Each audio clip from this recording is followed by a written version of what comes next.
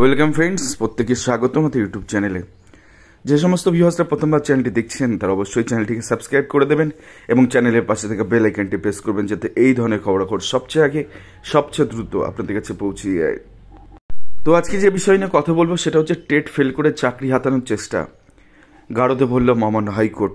TET fail করা in সার্ভিসদের jail যাত্রা কি সুনিশ্চিত হতে চলেছে, গোটা বিষয়ে আপনাদের জানাবো। তো কার্যত যে ঘটনা যেখান থেকে উৎপত্তি সেটা হচ্ছে 2020 সালে 16,500 রিক্রুটমেন্টে আপনারা জানেন যে একটি SMS এর ভিত্তিতে, অর্থাৎ একটি ওয়েবসাইটে যাদের নাম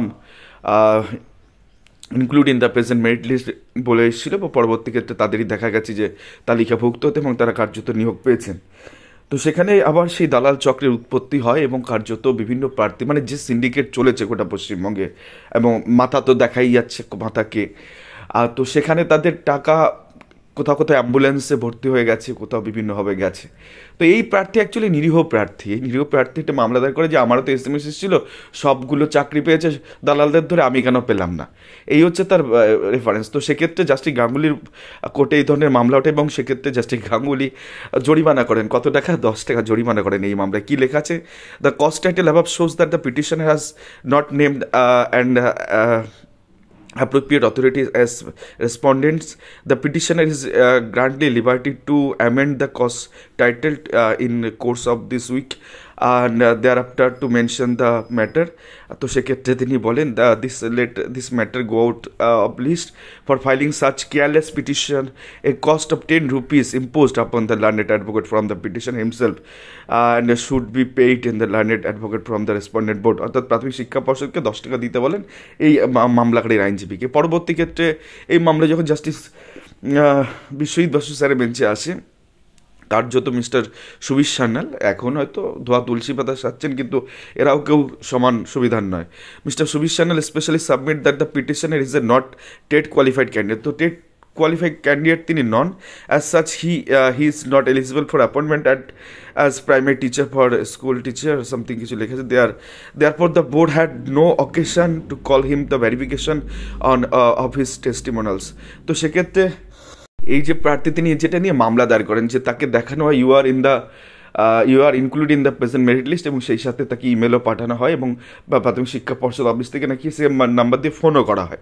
তো কার্যত সেই জায়গা থেকে এই প্রার্থী মামলা দায়ের করেন যে সবগুলো দালাল ধরে চাকরি পেলো, আমি কেন পেলাম না। তো সেখানে দাঁড়িয়ে সে অ্যাকচুয়ালি মানে ওই দলছুট হাতির মতন একাকিত্ব এক হাতি, ঠিক আছে। তো সেটাকে সে মামলা দায়ের করেছে বোকাবির মতন, এবং কার্যত তার নামে mister Rakesh Roy, sub inspector Bidhannagar east PS, case number 127 dated 11/2024 under section 334(3), 334(4), 340(2), 341 of BNS, অর্থাৎ ভারতীয় ন্যায় সংহিতার আন্ডারে তাকে পার্সোনালি প্রেজেন্ট আন্ডারে তাকে কেসগুলো করা, personally present before this court and hands over the status report date February 10, 2025 prepared by the Shankar Narayan Saha, the inspector in charge to Bidhannagar east PS, to said the criminal case. Let it be kept on record. It appears that the said report the petitioner have been taken into custody, অর্থাৎ জেলে তাকে ভরল, in relation to the said criminal case. অর্থাৎ এই criminal কেসে তাকে সরাসরি কিন্তু কাস্টাডিতে নেওয়া হচ্ছে এবং সে কাস্টাডিতে বর্তমানে আছে। তো সেক্ষেত্রে সে বেল পিটিশনের জন্য আবার যায়, কার্যত সেখানে থেকে বেল দেওয়া হয়নি। তো এইরকম একটা জায়গার থেকে আপনাদের আরও দেখায় এটা একটা মামলা, যে মামলাতে সামথিং কিছু প্রার্থীর নাম আছে। দেখুন কী বলা আছে, এই তো ধরুন চাকরি পায়নি, বাইরে থেকে গেছে, সে বেটা ফেসে গেছে, সে জেলের মধ্যে আটকেছে। কিন্তু যারা অলরেডি চাকরি করছে, ভাবুন 8 বছর 9 বছর ধরে স্যালারি তুলছে, স্কুলগুলোতে সর্বনাশ করছে, ছোটো ছোটো বাচ্চাদের মাথা কাটছে। কয়েকজন উদাহরণ টেনে আমি বলবো, আমি এখনও কনক্লুশনে যাচ্ছি, মামলা চলছে এখনও। এটা প্রাথমিক শিক্ষা পর্ষদের একটি মামলায়, মানে প্রাথমিক শিক্ষা পর্ষদের বিরুদ্ধে একটি মামলায় এই ধরনের কিছু প্রার্থীদের নাম টার্গেট করে মামলা করা হয়, এবং যাদের কাছে কি লেখা আছে, তাদের কাছে কোনো টেট পাশে কোনো নথি নেই, সব টেট ফেল, টেটে বসেই পর্যন্ত নেই। তো সেই জায়গা থেকে যখন জাস্টিস গাঙ্গুলি অর্ডার দিলেন, তখন প্রাথমিক শিক্ষা পর্ষদে এরকম তাদের এগেনস্টে রিপোর্ট দিল কি, with respect of the 4 candidate something Wahid Islam, Sudip Pramanik, Kusum Banu, Priyanka Akhtar, there are no document along with the board regarding their appointment. ভাবুন, তাদের নিয়োগ নিয়ে কোনো নথি প্রাথমিক শিক্ষা পর্ষদের কাছে নেই, আর তারা চাকরি করছে, প্রত্যেক মাসে মাইনে তুলছে। এই যদি হয় গোটা পশ্চিমবঙ্গের অবস্থায়, তো যে চাকরি পায়নি, চাকরি পাওয়ার জন্য পয়সা করে দিয়েছে বা একটা SMS, দালালের SMS ইমেল দেখে সে কেস করতে গিয়ে ফেসে গেছে। কিন্তু যারা চাকরি করছে এইভাবে, যাদের কোনো ডকুমেন্ট প্রাথমিক শিক্ষা পর্ষদ দেখেছে নেই, এবং সেখানে প্রাথমিক শিক্ষা পর্ষদ অ্যাডমিট করছে, তাদের কি হবে? আপনারা নিজেরা বলুন, তাদের কি হবে? যারা পুরো পরিষ্কার বলে দিয়েছে এদের কোনো অ্যাপয়েন্টমেন্ট বা মানে কত রেকমেন্ডেশন কোনো তথ্যই প্রাথমিক শিক্ষা পর্ষদের কাছে নেই, টেট পাসের লিস্টে নেই, মেধা তালিকায় নেই, কোনো কোথাও কোনো নাম নেই, কিন্তু এরা চাকরি পাচ্ছে। কী করে সম্ভব?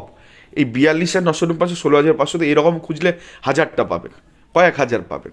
তো তাদের কি, যদি এই ছেলের জেলযাত্রা হয় যে কিনা চাকরি পায়নি, শুধু দালালদের SMS দিয়ে কোর্টে গেছে এসে যে আমাকে কেন দেওয়া হলো না, আর এরা তো অলরেডি করেছে, এত ফ্রড, চিট। আজকে এদের কি হবে? কার্যত এই সেম দিকেই যাবে, যা 8 বছর সর্বনাশ করেছে স্কুলগুলোর। এই তো আপনাদের তো দেখিয়ে দিলে, এরপর তো আর বলতে পারবেন না যে এটা এরকম হয়নি। কত কারি মানে প্রত্যেক দিন আমাদের কাছে SMS আসে, দেখা যায় যে এই ধরনের জিনিসগুলো হয়েছে, কিছুটা হয়েছে কিছুটা হয়নি। কিন্তু বিষয় হচ্ছে ওরকম অনেকে ঢুকে বসে আছে এবং অন্যের চাকরিগুলো নিয়ে তারা চাকরি করছে, এবং তারা টেটে বসেনি, টেটে নথি নেই, এই সংখ্যাটা অনেক।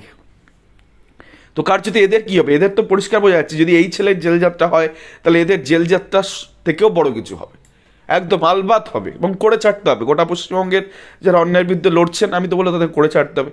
এ যদি জেলে যায় তাহলে এরা কেন জেলে যাবে না? প্রশ্ন তো দেখতে হবে, প্রশ্ন তো করতে হবে।